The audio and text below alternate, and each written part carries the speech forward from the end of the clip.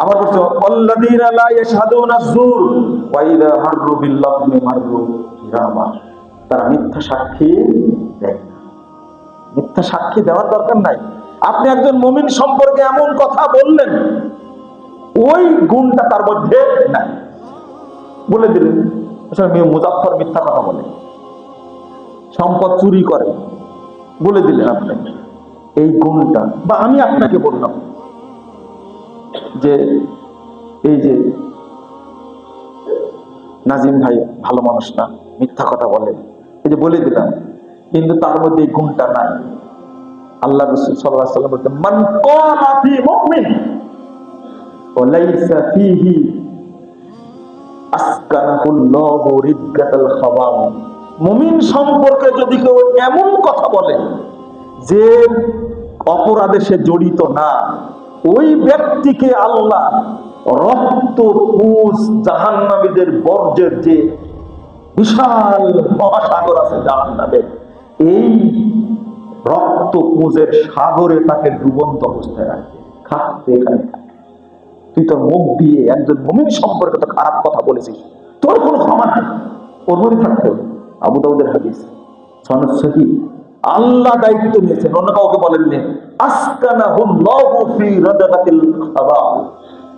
খাবাল নামক যে দরিয়া সাগর, সেটাই হলো জাহান্নামীদের পেশাব পায়খানা, রক্ত পুঁজ গলিত গোশত, এইটার সাগর। আল্লাহ তাকে চিরদিন ওর মধ্যে রাখবে। মুমিন সম্পর্কে আপনি বাজে ধারণা করবেন, মুমিনের মর্যাদাই আলাদা, খুব কঠিন অবস্থা।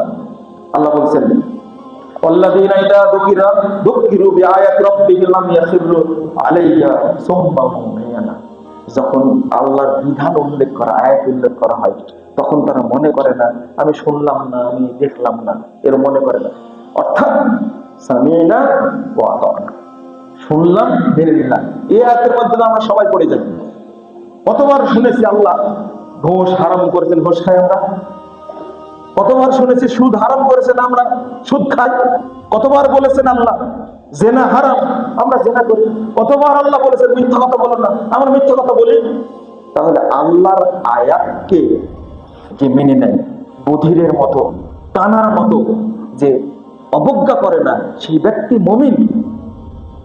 অনেক গুনাহ বলে, কয়টা বলবেন? আল্লাযীনা ইয়াকুলুনা রব্বানা হাব লানা মিন আজওয়াজিনা ওয়া যুররিয়াতিনা কুররাতা আইন ওয়াজআলনা লিল মুত্তাকিনা ইমামা। যারা এই দোয়াটা করে তারাও মুমিন।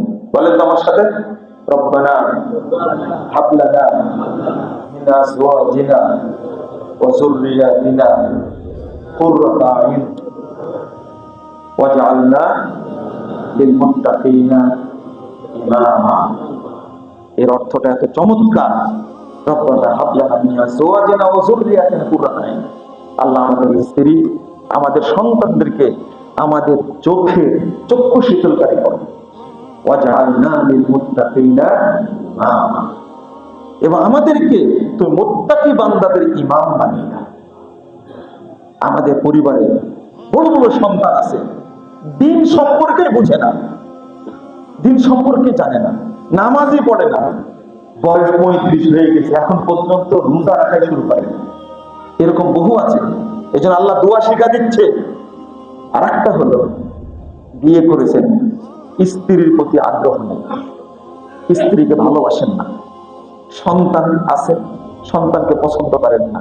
এই যে আল্লাহ দোয়া শিক্ষা দিচ্ছে, রব্বানা হাব লানা মিন আজওয়াজিনা ওয়া যুররিয়াতিনা কুররাতা আইন।